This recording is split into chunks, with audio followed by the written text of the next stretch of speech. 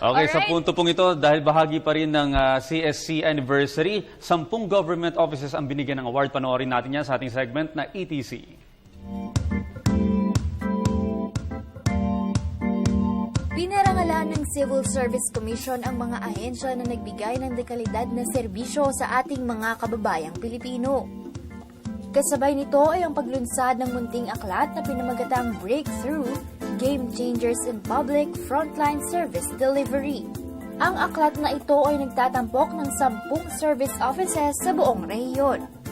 14 years na akong Fauci, pero every year may innovations tayo paano makakapanood. Natutuwa ako dahil ang dami po na excellence sa aming mga distrito. With the help also of the guidance of the CSC. Katwiran ko, kung may nagawa ka ngayong kulang pa yun, dagdagan mo pa sa sunod taon.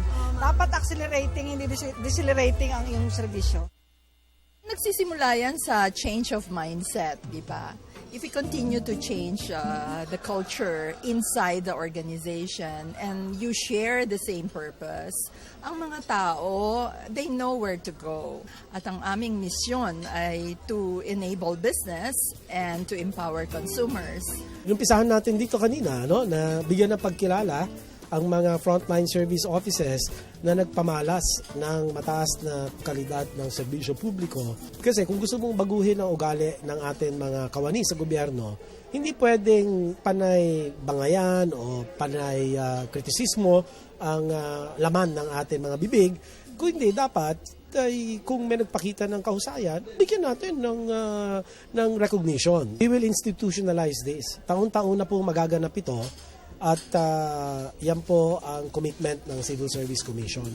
At nakita naman po ninyo ang bilang ng mga taong dumalo upang magpakita ng kanilang suporta sa magandang programa ng Civil Service Commission at sa kanyang epektibong pagpapatupad ng Anti-Red Tape Act. Yun ang layunin natin sa ilalim ng programang ito ay magkaroon tayo ng tsunami of public service excellence mula sa mga agencies dahil gutom at uhaw ang taong bayan sa dekalidad na serbisyo publiko.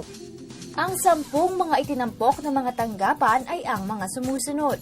Land Transportation Office, Rojas City District Office, Capiz. Philippine Health Insurance Corporation, Santiago City, Isabela. Dr. Serapio Montaner Memorial Hospital, Public Attorney's Office, Cagayan de Oro, Misamis Oriental. Home Development Mutual Fund, Naga, Camarines Sur. Philippine Statistics Authority, National Statistics Office, La Union.